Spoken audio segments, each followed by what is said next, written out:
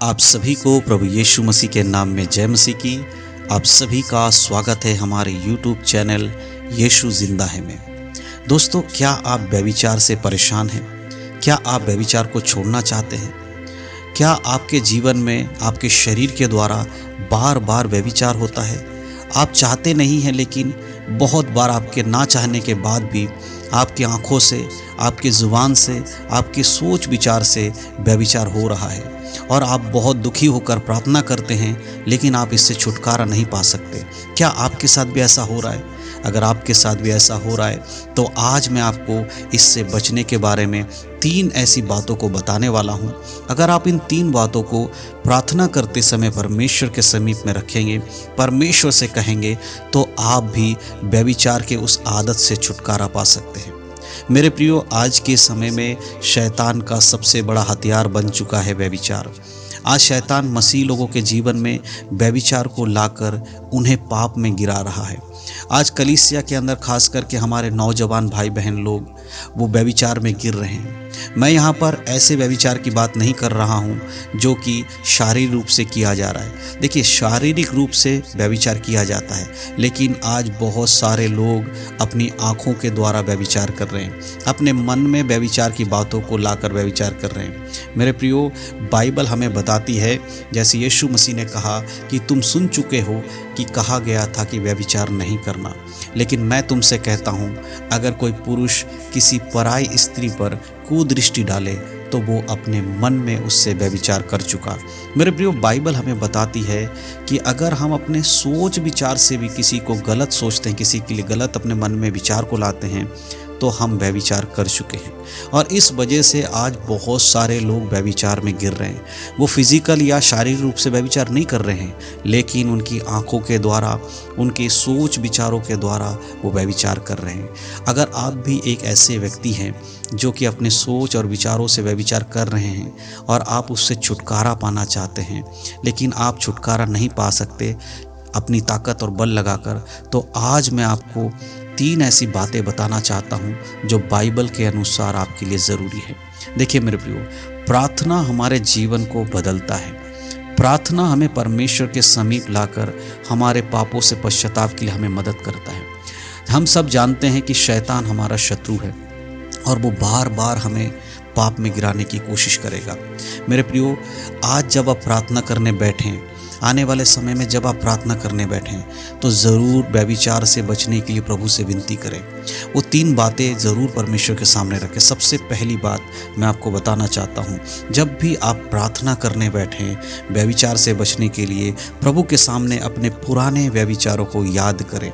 जी हाँ दोस्तों, मैं बहुत सारे लोगों को जानता हूँ जिन्होंने कभी भी प्रार्थना में अपने पुराने पाप को याद करके क्षमा नहीं मांगा है, लेकिन जब उन लोगों को ये बताया गया कि आप अपने पुराने व्यभिचार को याद करके परमेश्वर से क्षमा मांगिए, और उन्होंने जब क्षमा मांगा तब उनके मन का वो बोझ हल्का हो गया।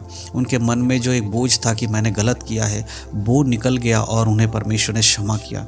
मेरे प्रियो, तो आप जब भी प्रार्थना करने बैठें, परमेश्वर से कहें अपने जीवन की बातों को, जो भी व्यभिचार चाहे आपने अपनी आंखों के द्वारा किया हो, अपनी जुबान के द्वारा किया हो, या अपने सोच विचार के द्वारा, या शारीरिक रूप में किसी के साथ व्यभिचार किया हो, इन सारी बातों को आप अकेले में बैठें, एकांत में बैठें और परमेश्वर से बोले, प्रभु मुझसे ये गलती हुआ है, परमेश्वर मुझसे ये व्यभिचार के काम हुए, मैं आपसे यीशु मसीह के नाम से इनके लिए क्षमा मांगता हूँ।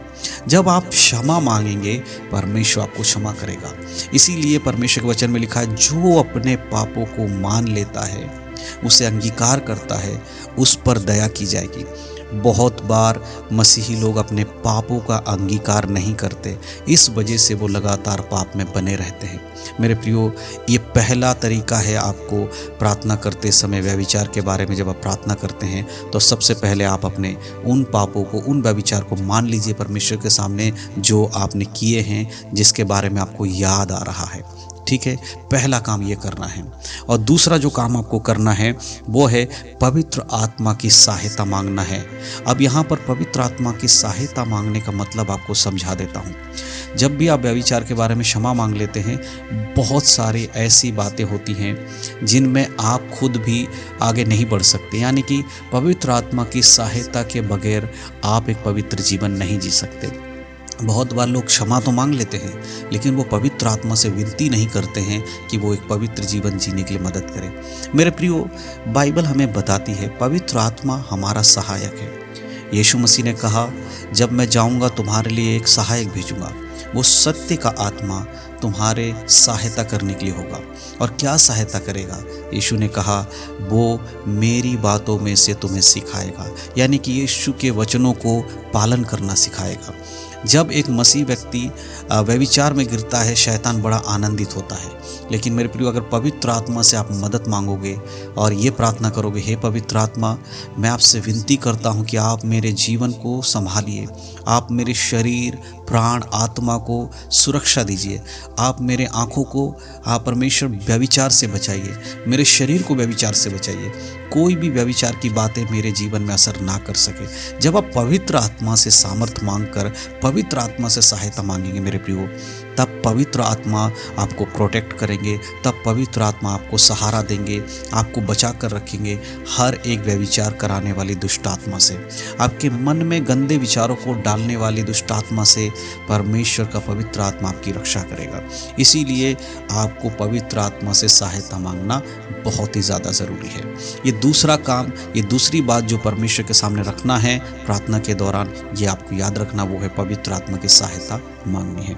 अब हम तीसरे जो मेन चीज़ है परमेश्वर के सामने प्रार्थना में करना है, वो बात बोलना है कि आगे कभी भी व्यभिचार ना हो, इसके लिए प्रभु का सामर्थ हमें मिले। हालेलुया, इस बात को याद रखिएगा।